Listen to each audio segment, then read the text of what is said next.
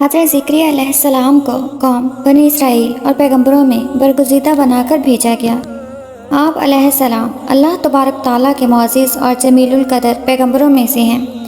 ایک روایت میں ہے کہ حضرت ذکریا علیہ السلام حضرت داؤد علیہ السلام کی اولاد میں سے تھے اور دوسری روایات میں ارمیہ کی اولاد میں سے تھے۔ بیان کیا جاتا ہے کہ دن گزرتے گئے، ابراہیم علیہ السلام اور یعقوب علیہ السلام کی نسل سے کچھ نیک لوگ پیدا ہوئے جن کو آل عمران کے نام سے یاد کیا جاتا ہے۔ اللہ تبارک تعالیٰ نے سورہ آل عمران میں فرمایا، خدا نے آدم اور نوح اور خادم ابراہیم اور خاندان عمران کو تمام جہان کے لوگوں میں منتخب فرمایا تھا۔ ان میں سے بعض کے اولاد تھے اور خدا سننے والا اور جاننے والا ہے۔ ذکریہ علیہ السلام کی بیوی یحییٰ علیہ السلام کی والدہ اور مریم علیہ السلام کی والدہ حنا دونوں حقیقی بہنیں تھیں، جبکہ ذکریہ علیہ السلام رشتے میں مریم علیہ السلام کے خالو لگتے تھے۔ حضرت عمران علیہ السلام کی بیوی نے منت مانی تھی کہ جو بچہ پیدا ہوگا اسے بیت المقدس کی خدمت کرنے کے لیے وقف کر دیں گی۔ حضرت مریم علیہ السلام کی پیدائش کے بعد جب انہیں بیت المقدس میں لایا گیا تو ان کی کفالت کی ذمہ داری اللہ تبارک تعالیٰ نے حضرت ذکریہ علیہ السلام پر ڈالی۔ آپ علیہ السلام بنی اسرائیل میں معزز شخص مانے جاتے تھے۔ حضرت ذکریہ علیہ السلام کی کفالت میں مریم علیہ السلام نے بہت اچھی پرورش پائی اور وہ نیک، عبادت گزار اور بہت زیادہ سچ بولنے والی تھی۔ سورہ آل عمران میں ارشاد ہوا تو پروردگار نے اس کو پسندیدگی کے ساتھ قبول فرمایا اور اسے اچھی طرح پرورش کیا اور ذکریہ کو ان کی متکلف بنایا۔ ذکریہ جب کبھی عبادت گاہ میں مریم علیہ السلام کے پاس جاتے تو اس کے پاس کھانا پاتے۔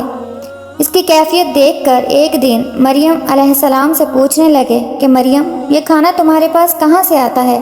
وہ بولی، خدا کے ہاں سے آتا ہے، بے شک خدا جسے چاہتا ہے بے شمار رزق دیتا ہے۔ بخاری و مسلم و ترمذی نسائی کی حدیث ہے کہ آپ صلی اللہ علیہ وسلم نے فرمایا، وہ مریم علیہ السلام اپنے زمانے میں سب سے افضل عورت تھیں اور اس امت میں خدیجہ رضی اللہ تعالیٰ عنہ سب سے افضل عورت ہے۔ ذکریہ علیہ السلام نے جب حضرت مریم علیہ السلام کی فضیلت دیکھی تو ان کے دل میں بھی اولاد کی خواہش پیدا ہوئی، کیونکہ اس وقت تک آپ بے اولاد تھے، جبکہ آپ کی عمر اس وقت 100 سال سے زائد تھی اور بیوی 90 سال کی تھی۔ اولاد کی شدید تمنا کے باعث انہوں نے اللہ تعالیٰ سے مدد مانگی، جس کا ذکر یوں آتا ہے، یہ تمہارے پروردگار کی مہربانی کا بیان ہے جو اس نے اپنے بندے ذکریہ پر کی، جو میری اور اولاد یعقوب کی میراث کا مالک ہو، اور اے میرے پروردگار اس کو خوش اتوار بناؤ۔ ذکریہ علیہ السلام اپنے دور میں اکیلے ہی نبی تھے۔ ان کے دور میں اصحاب و رشتہ دار میں کوئی قابل آدمی نہ تھا، تو ہم نے ان کی پکار سن لی اور ان کو یحییٰ بخشے اور ان کی بیوی کو ان کے حسن معاشرت کے قابل بنا دیا۔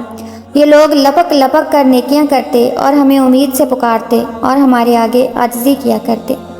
ذکریہ علیہ السلام یہ سن کر خوش ہوئے اور حیران بھی، کہنے لگے، اے پروردگار، میرے ہاں کس طرح لڑکا ہوگا جس حال میں میری بیوی بانجھ ہے اور میں بڑھاپے کی انتہا کو پہنچ چکا ہوں؟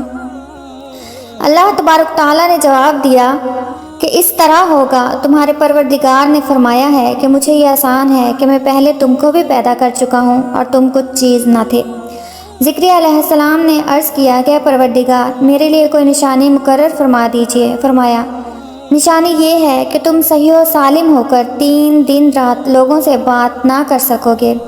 جب اللہ تبارک تعالیٰ نے نشانی ظاہر کی، چنانچہ جب وہ وقت آیا کہ آپ علیہ السلام بول سکتے تھے مگر بول نہ پائے اور صبح و شام اللہ کی عبادت میں مصروف رہتے، یہ نشانی تھی کہ ان کے ہاں بچہ پیدا ہونے والا ہے۔ پھر وہ عبادت کے حجرے سے نکل کر اپنی قوم کے پاس آئے تو ان سے اشارے سے کہا، صبح و شام خدا کو یاد کرتے رہو۔